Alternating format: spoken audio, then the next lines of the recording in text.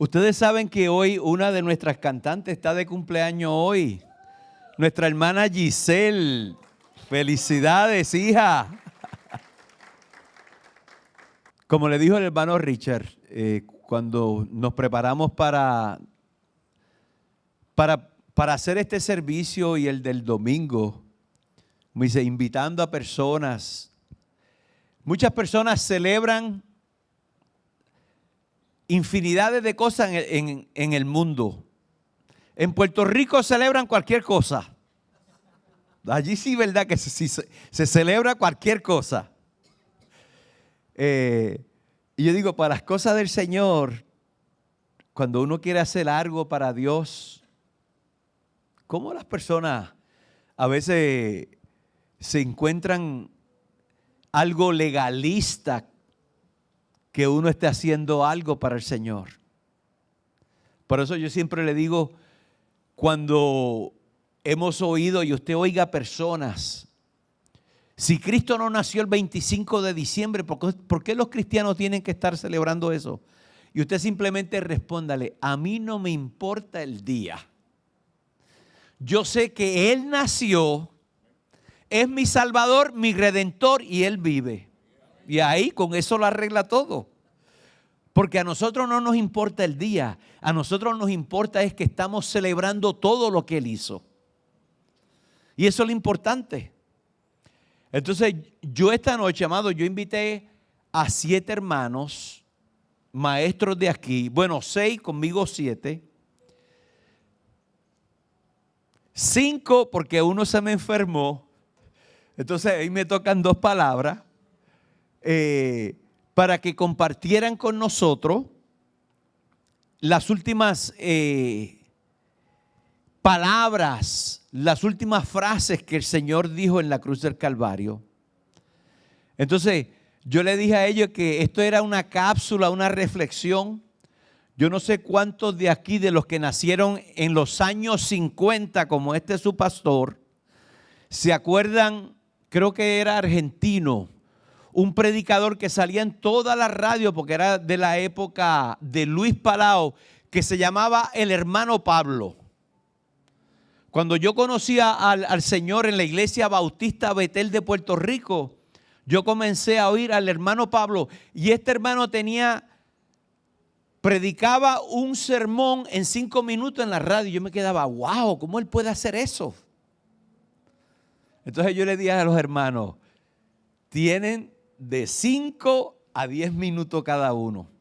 Después de los 7, cuando ustedes vean que el pastor se pone de pie, ustedes van a tener que cortar. Pues entonces vamos a dejar nuestro primer orador en esta noche. Vamos a estar hablando, amados, sobre las últimas 7 frases de nuestro Señor Jesús en la cruz del Calvario. Nuestro hermano Yuri. Gloria sea a Dios. Todavía no me pongo el reloj a correr, ¿ok? Sí, pero yo intenté en mi casa hacer lo que hacen en los anuncios de la radio. Y yo voy a hablar así, pero no me salía. Entonces, opté por recortar lo que iba a decir, porque yo dije, si no, en 5 minutos no me da tiempo. Mira, mi hermano, antes que nada, vamos a inclinar nuestro rostro y vamos a orar a Dios para que Dios ministre a su vida conforme a lo que Él tenga para usted. Amado Dios, venimos ante tu presencia, Señor, en esta tarde, noche, Padre, poniéndonos delante de ti, Señor, y reconociendo que solo tú eres Dios, Padre. Venimos delante de tu presencia poniendo, Padre, nuestras vidas en tus manos, Señor, para que tú obres en ella conforme a tu santa voluntad, Padre. Mira toda la palabra que va a ser expuesta esta noche aquí, Señor. Toca nuestros labios, Padre. Dirígenos y úsanos como instrumentos en tus manos, Señor, para que solo sea dicho lo que realmente tú quieres que sea dicho, Padre.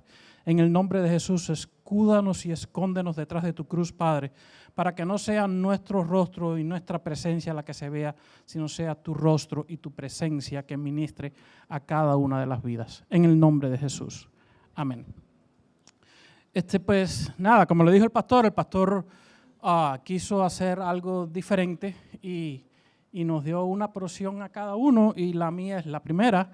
Y pues todos saben, hoy se predica en muchos lugares y también el domingo durante las 7 últimas frases o palabras que el Señor dijo.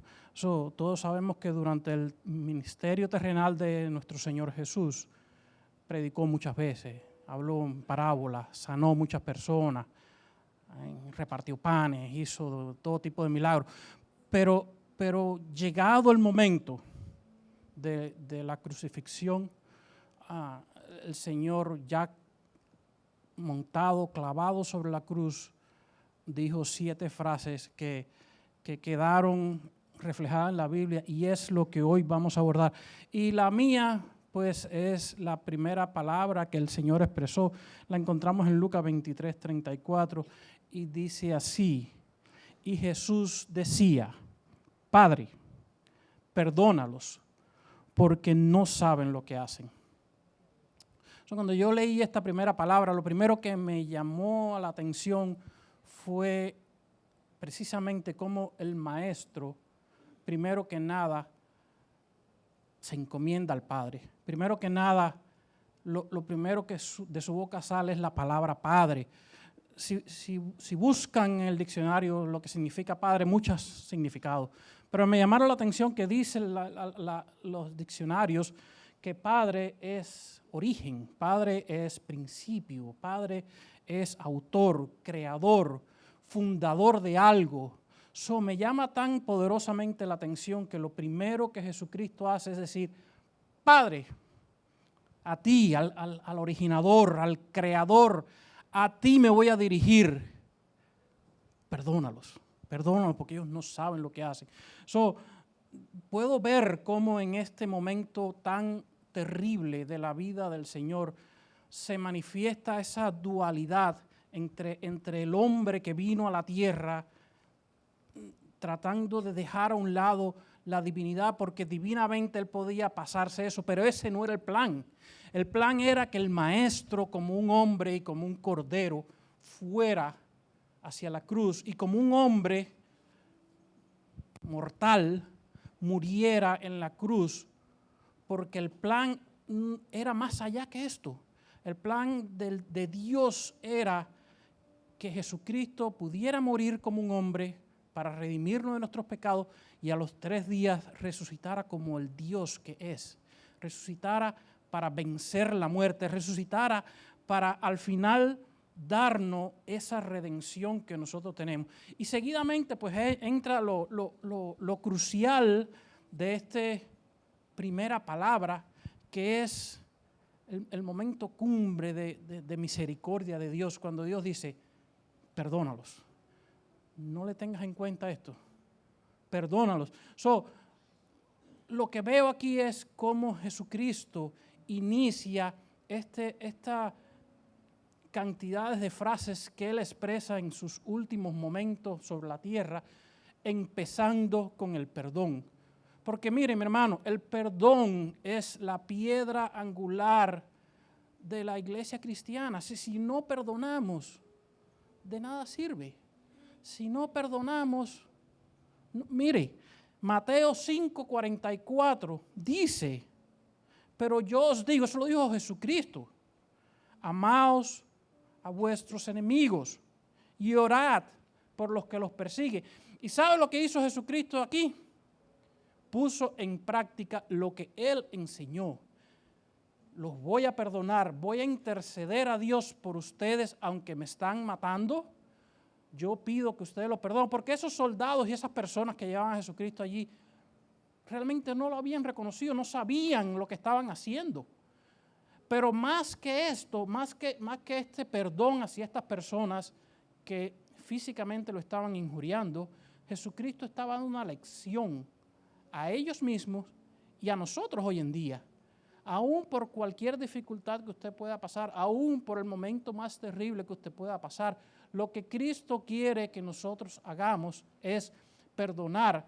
Sin el perdón, el acto de Jesucristo en la cruz no sirve, porque Él fue a la cruz. Este plan se originó para perdonarnos.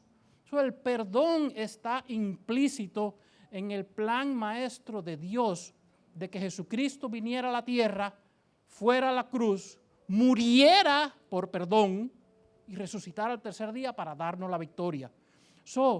Mire, mucha gente hoy en día muere con rencores, mucha gente hoy en día muere con odio.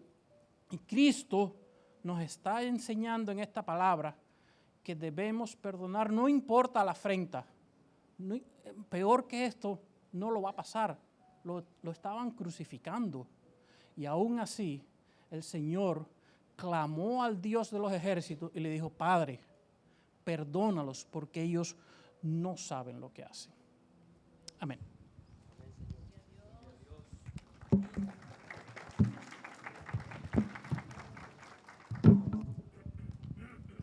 Muy bien, muy bien. Nuestro hermano Andrés Rincón. Bueno, a mí me tocó lo que está escrito en Lucas 23 en el versículo 43. Y es cuando él dice, en verdad te digo, hoy estarás conmigo en el paraíso. Jesús le dice esto a uno de los malhechores que estaba crucificado a uno de sus lados. Hay que tener en cuenta que a veces escuchamos que son ladrones. No, la palabra usada es malhechores. Quiere decir que tuvieron que haber hecho algo malo. La crucifixión era el medio más brutal que tenían los romanos para, se me fue la palabra, para castigar a alguien. Era su medio de juicio más brutal. Era una ejecución pública, sangrienta y ejemplarizante para todo el mundo. Sin embargo, Cristo, como Cordero limpio, sin mancha, fue puesto sobre el lugar de sacrificio y entregando su vida para nuestra redención, le dice a un criminal juzgado y condenado por la ley humana, estarás conmigo en el paraíso. Una de sus últimas palabras antes de entregar su vida fue la promesa de la vida eterna. Solo porque este criminal, en medio de su dolor y angustia, a punto de morir, lo reconoció allí al lado suyo como su redentor. Este le dijo más o menos a Cristo lo mismo que nosotros en algún periodo de nuestra vida o en algún momento le dijimos. Nos rendimos a Él, lo reconocimos. Este delincuente lo que le dijo es, nosotros a la verdad justamente padecemos, porque recibimos lo que merecieron nuestros actos, mas este ningún mal hizo. Y dijo a Jesús, acuérdate de mí cuando vengas en tu reino.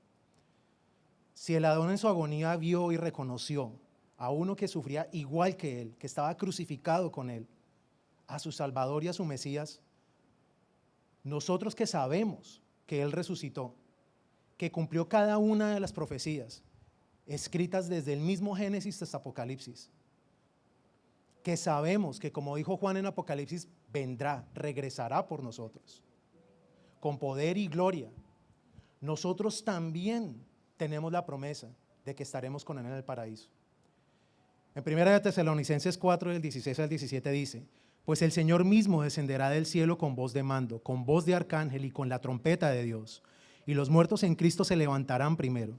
Entonces nosotros, los que estemos vivos y permanezcamos, seremos arrebatados juntamente con ellos en las nubes, al encuentro del Señor en el aire. Y así estaremos con el Señor siempre. Sin saberlo, sin que siquiera haya sido escrito, el ladrón creyó en esta promesa. En Apocalipsis 21 dice, vi un cielo nuevo y una tierra nueva, porque el primer cielo y la primera tierra pasaron, y el mar ya no existía más. Y yo, Juan, vi la santa ciudad, la nueva Jerusalén, descender del cielo, dispuesta como una esposa ataviada para su marido. Y oí una gran voz del cielo que decía, he aquí el tabernáculo de Dios con los hombres, y Él morará con ellos, y ellos serán su pueblo, y Dios mismo estará con ellos como su Dios. Enjugará Dios toda lágrima y los ojos de ellos, y ya no habrá más muerte, ni más llanto, ni clamor, ni dolor, porque las primeras cosas pasaron. Y el que estaba sentado en el trono dijo, he aquí yo hago todas las cosas nuevas. Luego en Apocalipsis 3:5 dice, así el vencedor será vestido de nuestras vestiduras blancas, y no borraré su nombre del libro de la vida, y reconoceré su nombre delante de mi Padre y delante de sus ángeles. Entonces, amados hermanos, su amor, su redención, nosotros somos receptores de esa promesa. No importa qué pecado hayamos hecho, de seguro, muy seguramente ninguno digno de crucifixión, y sin embargo, aún así, el perdón de Cristo llegó a la vida de ese hombre. Asimismo la de nosotros. Asimismo nosotros que somos conscientes de esta promesa, sabemos y estamos seguros de que estaremos con Él en el paraíso.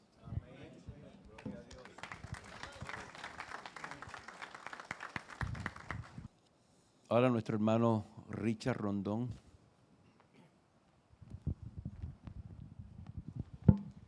Hermanos, la palabra que yo quiero compartirles hoy brevemente se resume en algo: relación. Yo quiero poner en mente de ustedes lo que hizo Cristo al final de sus horas en la tierra y el significado de la palabra relación. Hermanos, estamos llamados primeramente para tener una relación con nuestro Señor, con nuestro Creador. Es el propósito para el cual hemos sido creados. Pero hermanos, tenemos que entender que cada uno de nosotros, cada uno del tiempo que nos queda, tenemos que envolvernos en una relación sana, una relación constructiva, una relación positiva, una relación que nos acerque cada día más a nuestro Creador y a nuestros semejantes. Yo quisiera que ustedes, en medio de estas palabras, se quedaran con esta relación. La relación nos construye, nos edifica. Hermanos, la relación nos salva. El relato de la cruz del Calvario es la mayor muestra de relación que tuvo Cristo para con nosotros. No solo Cristo derramó su sangre, no solo Cristo derramó el perdón de nuestros pecados, no solo Cristo nos dio acceso al trono de la gracia, de donde viene el oportuno socorro, sino que Cristo está poniendo delante de nosotros la palabra relación, la verdadera relación. Aplíquelo, por favor, a su hogar, a su familia, a su matrimonio, aplíquelo a su iglesia, aplíquelo a su congregación. Tenemos que envolvernos en una relación. Hoy nosotros vemos el pasaje de la cruz y ese pasaje que nos habla de la relación mediante la cual Cristo se dio por nosotros, porque era una relación sincera, porque era una relación real, porque era una relación que no esperaba lo que el otro iba a dar, porque Cristo quiso ofrendar primero. Hoy nosotros a través de la palabra vemos el relato completo, la pintura completa. Se lo resumo en pocas palabras. Cristo llevaba horas crucificado. Le fallaban las fuerzas, ya no tenía sangre, había sido clavado, martillado en aquel madero, había sido ultrajado sus propias vestimentas. Cristo lo pudo quitar todo, pero Cristo decidió ponerlo todo. Y en medio de ese pasaje nosotros estamos viendo la angustia de Cristo. Sepan ustedes que los que morían por la crucifixión, el propósito era que murieran asfixiados. Era la agonía, era conseguir la agonía en aquel cuerpo. Tantas horas en aquel madero clavado sin poderse mover, la fuerza fallaba, el cuerpo descendía, los pulmones no podían respirar. El crucificado moría en el tormento, en la agonía de la asfixia. Allí estuvo Cristo por nosotros. Pero dice la Biblia que aún en ese momento, Cristo no pensó en él. Cristo pensó en la relación. Yo quiero invitarles a ver lo que dice Juan, Evangelio de Juan, capítulo 19, versos 25 al 27. Dice la palabra de Dios. Estaban junto a la cruz de Jesús su madre y la hermana de su madre, María, mujer de Cleofas, y María Magdalena. Dice el verso 26, cuando vio Jesús a su madre y al discípulo a quien él amaba, que estaba presente, dijo a su madre, mujer, he ahí tu hijo. Después dijo al discípulo, he ahí tu madre. Hermanos, lo primero que quiero hacerles ver en estas últimas palabras de Jesús es el llamado a la relación. Jesús está estableciendo una relación. Tenemos que estar abiertos a una relación. Tenemos que estar abiertos a construir relaciones sanas en nuestras iglesias, en nuestras familias, en nuestros hogares. Jesús no estaba ensimismado en su dolor, en su agonía. Jesús estaba sin fuerza, sin aliento. Jesús estaba pensando en que madre, tienes que ver a tu hijo, hijo, tienes que ver a tu madre. Y estaba usando en mi manera de ver las cosas la imagen perfecta de lo que es el amor de una madre reflejada a un hijo. Creo que es uno de los amores más sublimes que Dios ha creado para nosotros. El amor, la visión, la ternura, el corazón de una madre hacia un hijo. Y así debe ser del hijo hacia la madre. Cristo estaba instruyendo al discípulo amado que el propósito fundamental era la relación que podemos establecer los unos a los otros. Hoy el llamado de reflexión, la primera reflexión que quiero hacer de este pasaje, hermanos, es que no podemos vivir vidas independientes. Es que tenemos que, como dice la palabra, alentarnos al amor y las buenas obras los unos a los otros, porque aún en medio de ese tormento en el madero, Jesús lo estaba diciendo, relación, usted tiene que ver a su hijo, usted tiene que ver a su madre, usted tiene que ver a la persona que está con usted en la misma barca. Eso establece relaciones, crea conexiones, eso nos salva, hermanos, la relación nos salva. Lo primero que quiero que noten es eso en este pasaje. Cristo estaba llamando a su madre y al discípulo amado a que ya no fueran dos desconocidos, a que sostuvieran una relación sana, pura, limpia, de entrega verdadera. Y lo segundo que quiero hacer notar de este pasaje, cuando Cristo le dice, madre, ahí está tu hijo, hijo, ahí está tu madre, esa relación no se quedó en ellos. Esa relación no se queda en su matrimonio, esa relación no se queda con su hijo, esa relación no se queda con su nuera.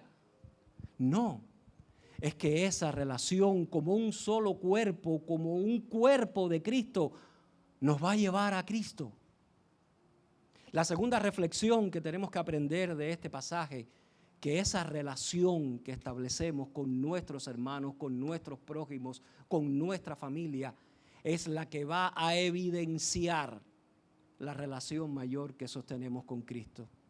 Hermanos, la relación nos salva o nos destruye.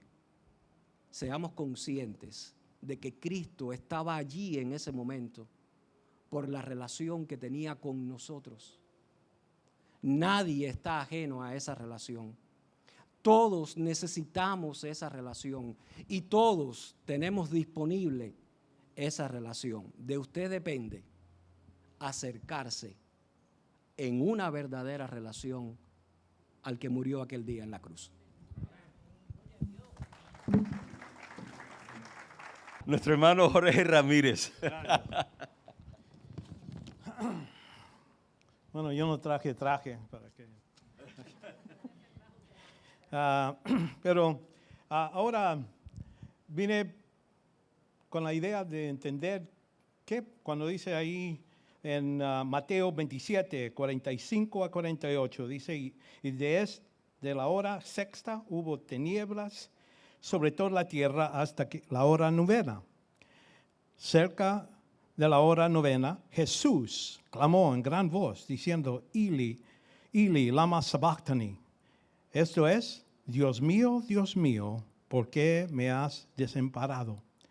Muchas veces en este tiempo pensamos de lo que hizo Cristo para nosotros. Que lo que Él hace o el resultado es lo que ponemos ahí. Pero yo ahora quiero verlo del otro lado, de su Padre, de Dios y Jesucristo. Aquí cuando uso estas 7 preguntas para cualquier versículo o cualquier tema que quiero tocar, es quién, cómo, qué, por qué, cuándo, dónde y la extensión. Si uso cada una de esas preguntas a este pasaje, primeramente vemos quién. ¿Quiénes son las personas involucradas aquí? ¿Nosotros? No. Es Dios el Padre, ¿verdad? Y Jesucristo. Y uno dice, Jesucristo está diciendo, ¿por qué me has desamparado? Está preguntando, ¿qué no sabe Él? Por seguro, sí lo sabe. Él lo sabía en Getsemaní. Ahí estaba sudando con sangre, sabiendo lo que iba a pasar en la cruz. Aquí, si vemos en la escritura, él dice, está hablando de lo que es en Salmo 22. Y Salmo 22, 1, usa las mismas palabras. Dios mío, ¿por qué me has abandonado? Es otro modo de decirlo. ¿Por qué estás tan lejos de mí, salvación, y de las palabras de mi clamor?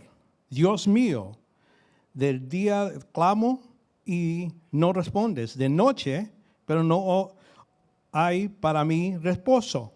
Reconociendo ese tiempo cuando Cristo está gritando. Ahí está oscuro, totalmente. Entonces, sin embargo, tú eres santo. Y es lo que quiero que sepan.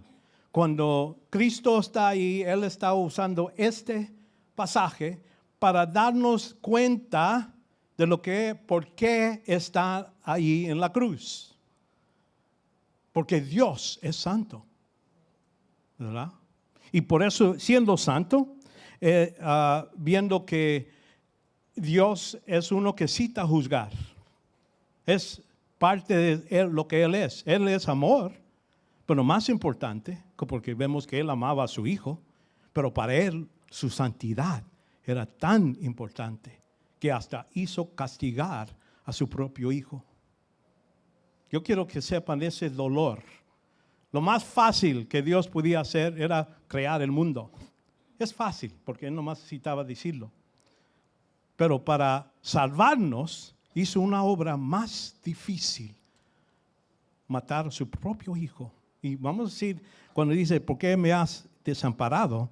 La idea es, ¿cómo está desamparado? Está abandonado, separado. Es lo que quiere decir desamparado, separado de Dios.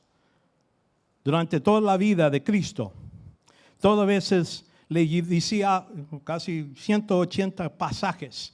Vemos que Cristo hablaba, mi Padre me mandó. Yo hago la voluntad de mi Padre. Le habla y dice, Padre. Todo veces habla es la única vez en toda su vida que le dice mi Dios. Porque ya no lo está tratando como hijo, con buena relación. Está hablándole a Él o castigándole a Él como si era el pecador de todos los pecados de todo el mundo. De nuestros pecados. ¿Verdad?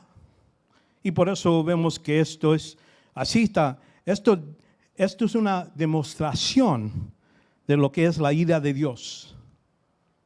Algo que Dios sacó esa ira y lo puso contra Cristo.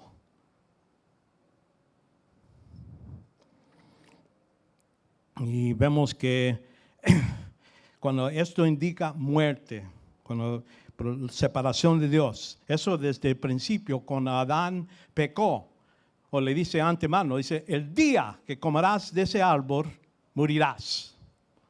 Te vas a separar. Es lo que quiere decir muerte, es separación. Para nosotros sabemos separación de la alma del cuerpo, es una separación. En ese caso, murió Adán, espiritualmente. Físicamente no muere hasta 30 años, algo después. Vemos eso. Y vemos que en este caso Cristo está separado como hombre. Agarrando nuestro lugar, se separó el Padre de Él. Y vemos en la segunda muerte que se da a uno que ha rechazado. Este don que hace Cristo lo rechaza. Y dice que están lanzados al lago de fuego en Apocalipsis. Y esto es la segunda muerte. Entonces quiere decir, Cristo murió 2 veces. Espiritualmente en la cruz. Entonces físicamente después. Cuando dice, Padre, en tus manos me entrego mi espíritu. Eso es lo que sucede en ese momento. Pero aquí, en este tiempo, es cuando Él experimenta todo lo que es la ira de Dios y esta separación. Y vemos que, entonces, vamos con la idea, ¿cuándo? Pues durante la 6ª hora hasta la 9ª hora. Vemos dónde, en el Calvario, está fuera de la ciudad. El sacrificio es lo que los sacerdotes sabían que necesitaban hacer esto afuera de la ciudad cuando hacían sus sacrificios como levíticos. Cristo cumple con eso. Y entre dos criminales agarró el lugar de otro ladrón. Otro que tenía el lugar, lo quitaron y pusieron a Cristo en ese lugar. A nosotros también. Entonces buscamos el por qué. Ahora la respuesta. Para proteger la integridad de Dios. Y esto quiero que vean, la razón que Cristo muere en la cruz es para demostrar que Dios es justo. Dice en Romanos, porque se me está... Un día voy a tener una buena computadora. Romanos 3. Ahora bien, sabemos que cuando dice la ley, lo dice a los que estaban bajo la ley para que toda boca sea calle y todo el mundo sea hecho responsable ante Dios. Porque por las obras de la ley ningún humano será justificado. ¿Quién estaba ahí en la cruz con Cristo y pagó por los pecados? Nomás Él. Era solo. Él hizo toda la obra. Y por eso nosotros no lo merecemos. Y vemos que, pero ahora, aparte de la ley, la justicia de Dios ha sido manifestada, atestada por la ley y los profetas. Y es decir, la justicia por medio de fe en Jesucristo para todos los que creen. Porque no hay distinción, por cuanto todos pecaron y no alcanzaron la gloria de Dios. Es la razón, Cristo necesitaba tomar nuestro lugar. La única persona que podía morir por los pecados del mundo es una persona que no tenía pecados, en su perfección. Y entonces Dios podía perdonar a los pecados, a pecadores, a nosotros, así en Romanos 5:15. Pero sucede la dádiva no sucede la dádiva como transgresión, porque por la transgresión de uno murieron los muchos. Mucho más la gracia de Dios, el don, quiere decir un regalo, ¿verdad? Por la gracia de un hombre, Jesucristo, abandonó para los muchos. Cristo murió para proteger la integridad de Dios. Él no podía perdonar así como un padre. Dice, bueno, me pegó mi niño, lo dejo ir. Dios, siendo santo, necesitaba castigar. El pago del pecado es la muerte, y es lo que vemos, lo que hizo Cristo en la cruz. La razón que Él necesitaba estar ahí, porque el hombre no lo puede hacer. Ningún hombre puede ir a pagar por sus pecados, ninguno. Y por eso Él agarró nuestro lugar. El resultado es para donde nos salva de la ira de Dios, como dice en Romanos 5:9. Para declarar a nosotros justos en los ojos de Dios. Y entonces lo que vemos, ya decimos dónde, y la extensión y la cantidad, la calidad. Cantidad, todos los pecados. No hay ningún pecado de ninguna persona que no se pagó en la cruz. Por eso cualquier persona que quiera tener relación con Dios es aceptar que Cristo lo pagó. ¿Ya? Y la calidad, el justo por el injusto. Es lo que vemos. Cristo lo hizo siendo completamente justo, sin pecado, y Dios, Él agarró el lugar de nosotros, cada uno de nosotros. Los que no agarran esto son los que no son salvos. Siguen y van a decir a Dios, bueno, está bien lo que Él hizo en la cruz, pero yo voy a venir yo fui a la iglesia, yo saqué a demonios, yo hice estas buenas obras, yo hice todas estas cosas, y Dios va a ver eso, y para Él es todo mundicia. Garras viejas, apestosas. Si no me aceptas la obra que Cristo hizo en la cruz, entonces al infierno va uno. Eso es parte del Evangelio. Y necesitamos ser claros. Hay buenas noticias para los que lo aceptan. Malas noticias para los que no. Y esto es lo que debemos de recordar cuando estamos tomando la Santa Cena. La sangre de Cristo quiere decir esta parte. Gracias. Gracias, siervo. Ahora sí le toca al hermano Rafael. Dios es bueno, amén. Y quisiera ir al capítulo de Juan, capítulo 19, el libro de Juan, capítulo 19. Versículo 28. Y vamos a leer lo que dice. Dice, después de esto, sabiendo Jesús que ya todo estaba consumado, dijo, para que la escritura se cumpliese, tengo sed. Y estaba allí una vasija llena de vinagre. Entonces ellos empaparon en vinagre una esponja y poniéndola en un hisopo, se la acercaron a la boca.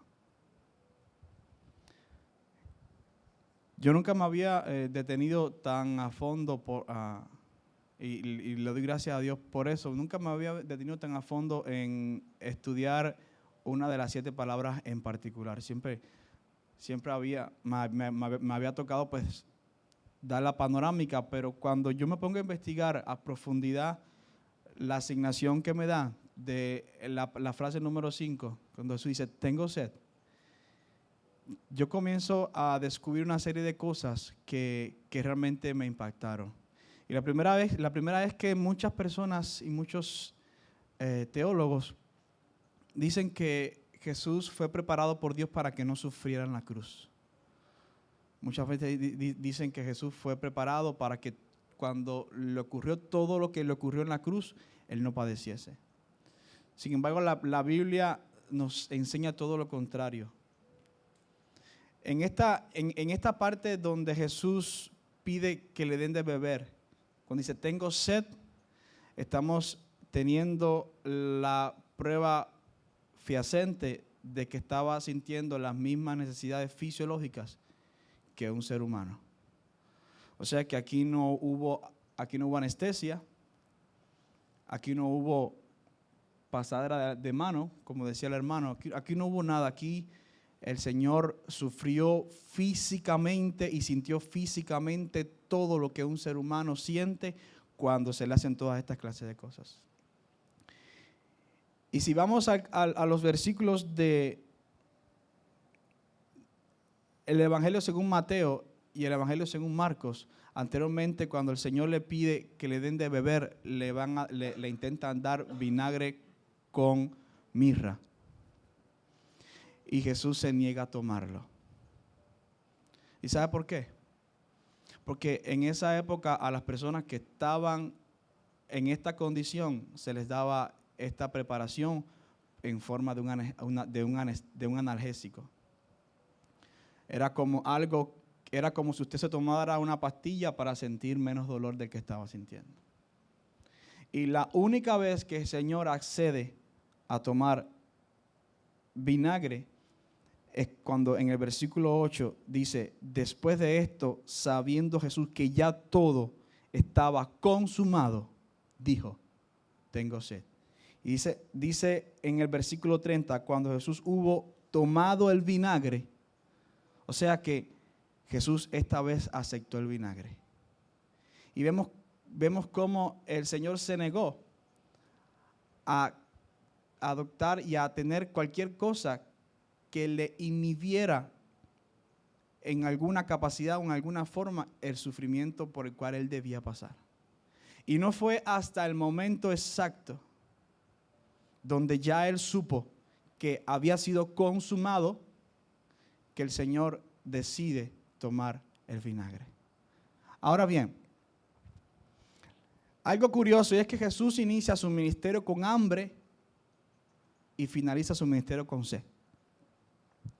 ¿Por qué le digo esto? Porque la Biblia cuando nos habla de que Jesús es conducido al desierto por 40 días, la Biblia nos enseña que posteriormente Jesús inicia su ministerio. O sea que Jesús inició su ministerio con un ayuno, sintiendo hambre. y termina su ministerio sintiendo sed, porque el vinagre no calma la sed. O sea, Jesús murió sintiendo sed. Y cuando llevamos esto a un término espiritual, debemos entender de que el ser humano estaba destinado para morir sintiendo sed. Es una ironía, pero el mismo que le dijo a la mujer en el pozo, si vienes a mí yo te voy a dar agua. Y no un agua cualquiera, sino un agua que cuando la tomes no vas a tener sed jamás. El mismo hombre que decía estas palabras muere padeciendo de sed. Y es porque padecer esa sed nos tocaba a ti y a mí. Una sed que no puede ser saciada con un agua física, sino que es una sed que solamente puede ser saciada de la fuente que brota del corazón de Dios. Amén. Entonces, amados hermanos, esta palabra nos enseña algo muy poderoso. Algo muy poderoso. Primeramente es que Jesús padeció justamente lo que un ser humano 100% hombre padecería en una cruz cuando le aplican toda esta serie de barbaridades que aplicaron sobre él. Toda esta brutalidad humana. El hombre hizo gala de su maldad en sobremanera sobre Jesús. Entonces Jesús todo esto lo padeció. Todo esto lo padeció. Por lo tanto, amado hermano, si yo sé que nos han enseñado siempre que la enfermedad pues no es de Dios. Pero siempre recuerda algo. Nunca vas a padecer nada peor de lo que Jesús padeció en la cruz. Nunca va a padecer nada. Y el hermano decía algo que me impactaba. Sobre todas estas cosas, hay algo que siempre sale a relucir. Y es que Dios es santo. Siempre recuerde eso. Dios es santo. Y es necesario que Jesús padeciera todas estas cosas para que usted y yo, mire, nos pasaron por encima del sufrimiento, nos tomaron y nos pasaron al otro lado sin apenas un rasguño, porque todo lo padeció Él. Todo, absolutamente todo. Y el hecho de que Jesús sintiera sed, el hecho de que Él aguantara hasta el final, el hecho de que Él estuviera allí hasta el final, hasta que Él supiese que todo hubiese sido consumado, entonces dijo, voy a aceptar beber de este vinagre. Voy a aceptarlo. Entonces, en esta noche quiero exhortarles a que tengamos siempre esto en cuenta. Jesús sufrió cada gota de sangre que derramó. Jesús sufrió toda deshidratación que su cuerpo sufrió. No fue una deshidratación cualquiera. Jesús estaba sufriendo desde el amanecer. No solamente su cuerpo sudaba, sino que cada vez que su sangre era derramada, también el agua de su cuerpo se iba allí. O sea, Jesús padeció no una sed como la que usted y yo podemos sentir si nos fatigamos por correr un rato. No, Jesús sintió una sed de deshidratación. Y no fue hasta el último instante, cuando Él supo que todo había sido consumado, que dijo, tengo sed, y aceptó lo que le dieron de beber. Amén. Que el Señor le continúe bendiciendo. Gracias, siervo.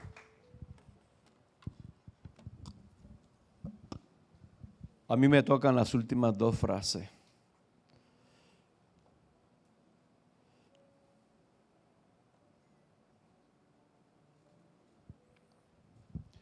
A continuación de la frase, la palabra que trajo nuestro hermano Rafael,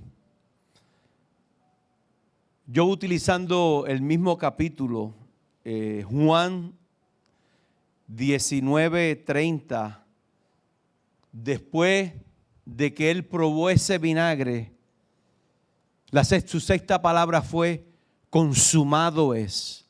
Dice el apóstol Juan en el capítulo 19, versículo 30.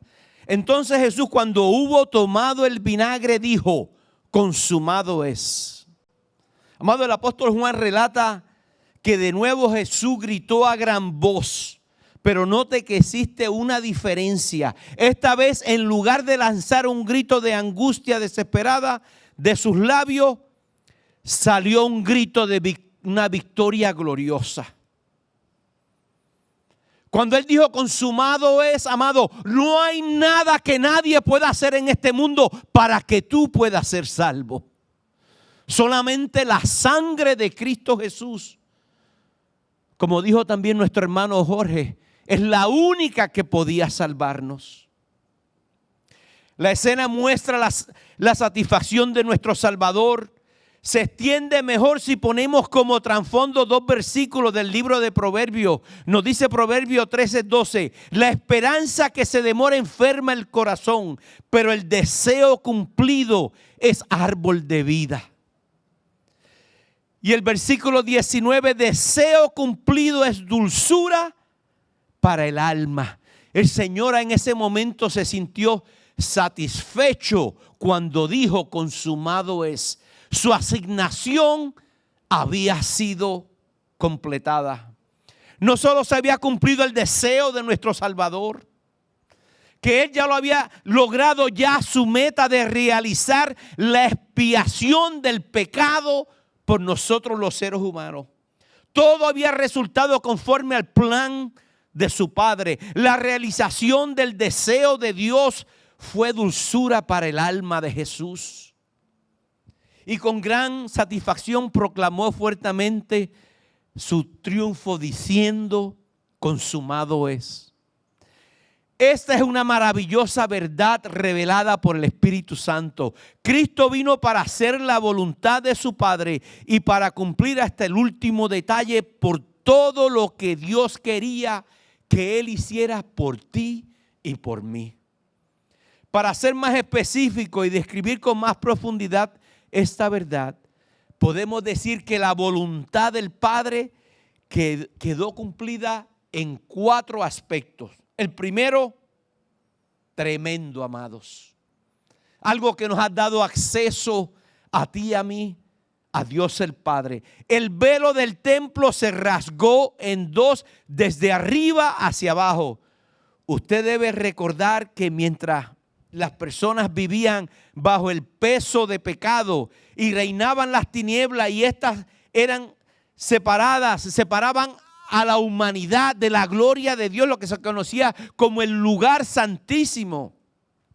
La inmensamente grosura de la tela de ese velo del templo que prohibía la entrada de cualquier persona al lugar santísimo excepto el sumo sacerdote una vez al año a ofrecer sacrificio por los pecados del pueblo, pero en la cruz del Calvario de una vez y para siempre.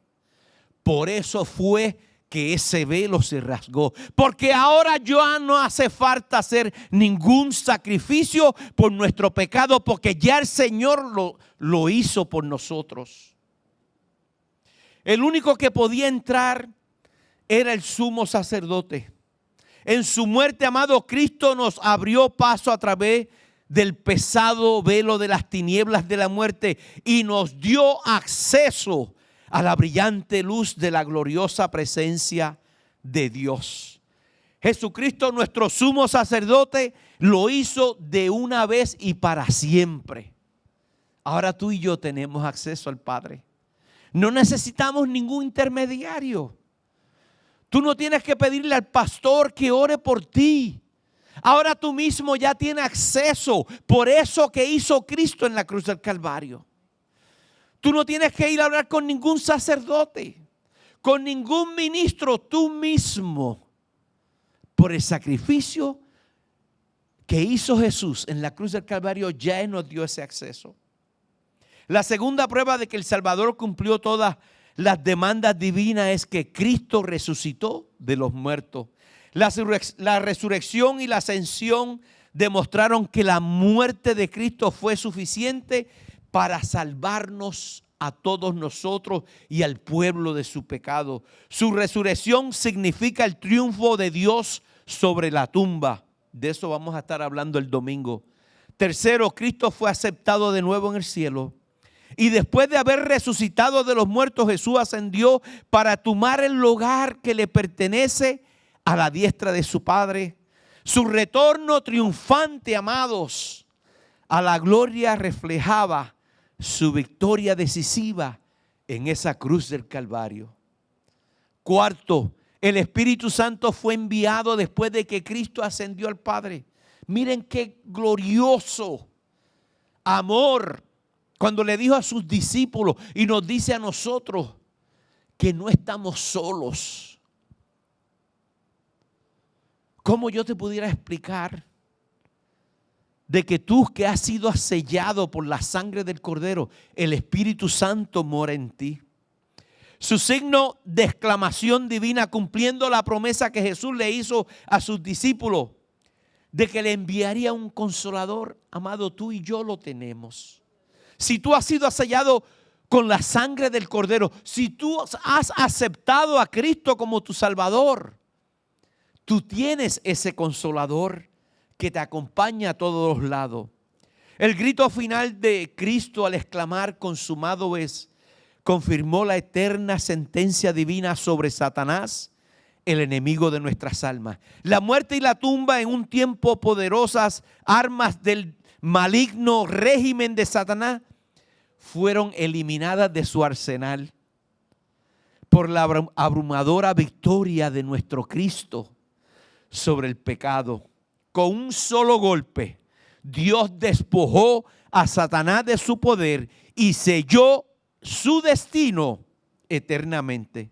La obra de Cristo, amado, fue una obra triunfante, una obra realmente terminada, que no había que añadirle nada. Hoy en día hay muchas denominaciones que le quieren añadir a lo que ya hizo Cristo en la cruz del Calvario.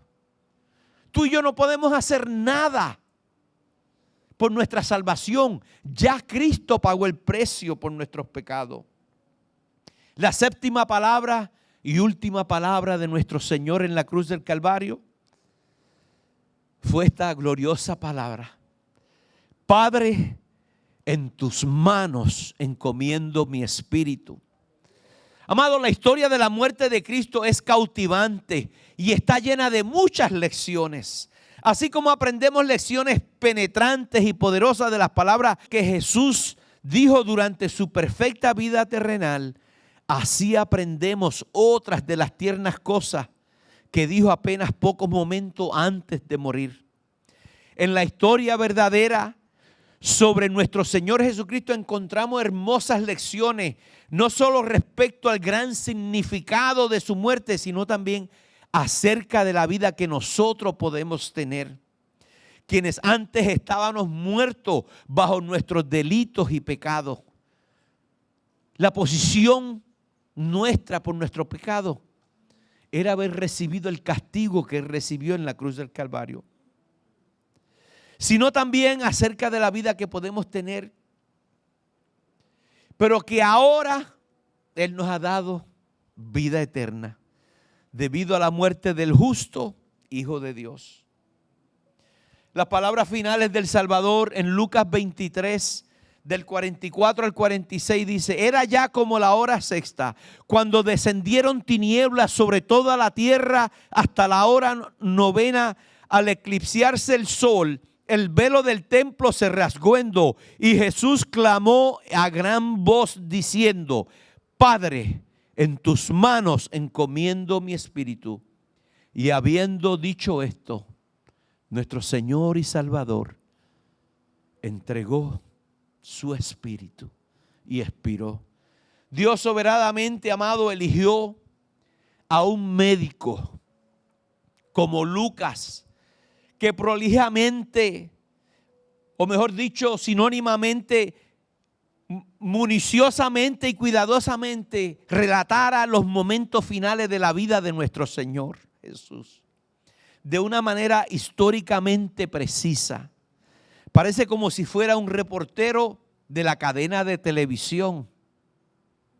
Aquellos que llegan a cierta edad que les gusta estar oyendo noticias, CNN, Fox News. Entonces Lucas, como un reportero de cadena de televisión reportando en el noticiero de la noche. Eran las 3 de la tarde y todo estaba oscuro. Había reportaje del misterioso rasgo del velo de Jerusalén. Y Jesucristo pronunció sus últimas palabras desde la cruz. Padre, en tus manos encomiendo mi espíritu. Eso fue todo el relato, pero fue específico y concreto ese relato. Se dijo la verdad y punto, no había que añadir otra cosa. Pero aunque el relato es concreto y sencillo, cada palabra final de Cristo revelaba mucho en cuanto a la manera en que Él murió y a la manera en que nosotros debemos vivir. Observemos estas impactantes palabras del Padre. Antes del proceso doloroso, amado, que vivió en toda la prolongada y cruel y odiosa cruz del Calvario, Jesús estuvo en constante e íntima comunicación con el Padre. Primero se le muestra relacionándose con su Padre en algún punto entre el aposento alto y el huerto. Allí está orando. ¿Y se acuerdan de estas palabras de Juan 17? Padre, la hora ha llegado. Luego a solas en el Getsemaní. Padre, no se haga mi voluntad, sino, Señor, que se haga la tuya. Horas más tarde, después de haber sido clavado en la cruz, como una de las palabras de nuestros hermanos, Padre, perdónalos, porque no saben lo que están haciendo. Cuando los eventos llegaron a su clímax y recibió sobre sus hombros todo el peso de nuestros pecados, clamó: Dios mío, ¿por qué me has abandonado? Y aquí en la escena que Lucas describe, Jesús lanza su último clamor: Padre, en tus manos encomiendo mi espíritu. Justo antes, amado, de deslizarse detrás del telón de la muerte, Jesús acude en oración. ¿A quién? A su Padre eterno, al Dios de toda la creación. Nuestro Señor amado mantuvo su intimidad con su Padre y aún colgado en el valle de la sombra y la muerte, Jesús encomendó su espíritu. ¿A quién? A su Padre celestial. En primera de Juan 1:5 la palabra nos dice que es luz y en quien no hay tiniebla alguna. Y en tus manos Él encomendó. Jesús se preparó, amado, para la muerte, reconociendo que su futuro estaba en las manos de su Padre.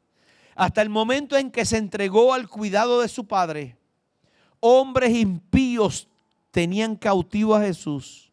El propio Señor lo comunicó a sus discípulos horas antes de su muerte. He aquí, nos dice Mateo 26:45, ha llegado la hora y el Hijo del Hombre es entregado ¿a quiénes? A manos de pecadores. Y esa predicción, amado, se cumplió fielmente.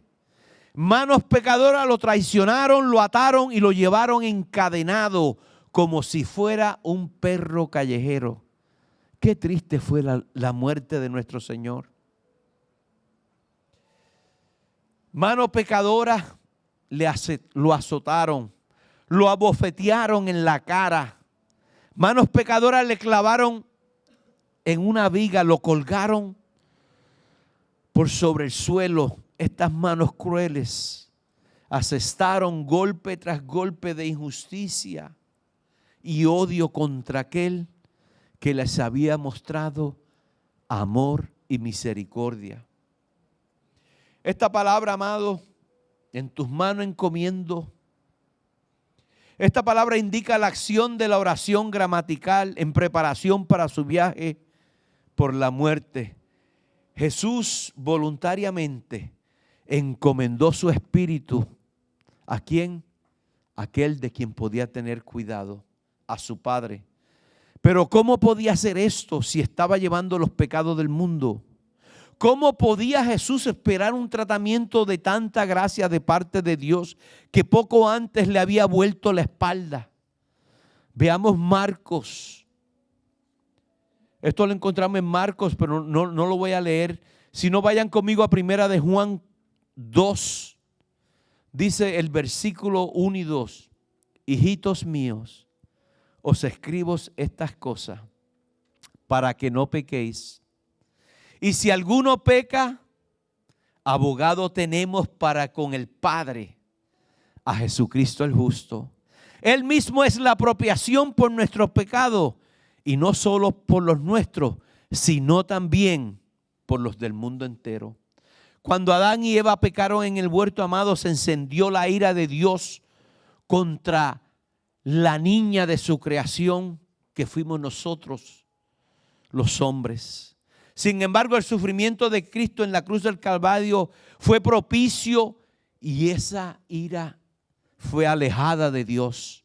La muerte de Cristo llegó a ser una ofrenda aceptable que satisfació los requisitos divinos de justicia. El precio quedó pagado y la comunión con el hombre fue restaurada. Esas últimas palabras, encomiendo mi espíritu, la oración de Jesús mostró una tierna expresión de entrega. Probablemente, amado, era una oración que había aprendido aún desde niño, pero también fluye de un amado salmo, del Salmo David, en el Salmo 31:5 dice: en tu mano encomiendo mi espíritu. Tú me has redimido, oh Señor, Dios de verdad. La oración de David, amado, refleja su confianza como la que tiene un niño.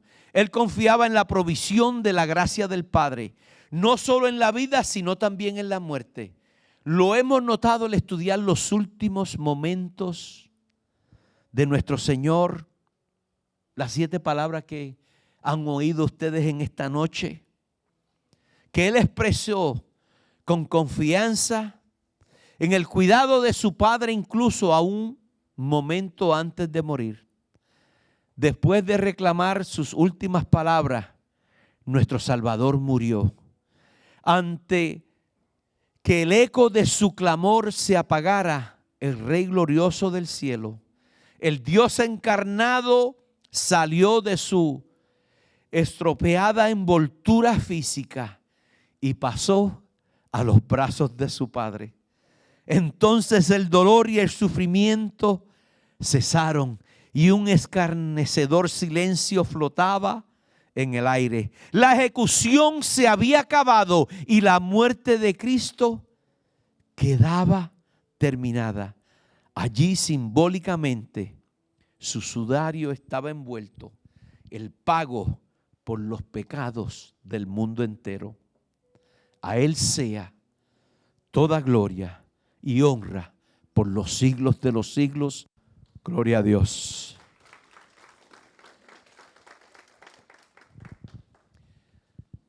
Señor, en esta noche te damos gracias por tu palabra. Te damos gracias por el sacrificio tuyo en la cruz del Calvario, Señor. Sabemos todos los que estamos acá que somos inmerecedores de esa gracia, oh Dios. Pero a ti te plació por morir por nosotros en la cruz del Calvario.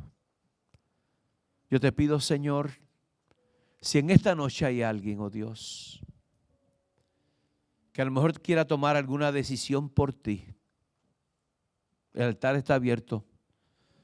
Mi amado, si tú estás aquí en esta noche y tú quieres que oremos por ti, mientras cantamos, pueden pasar.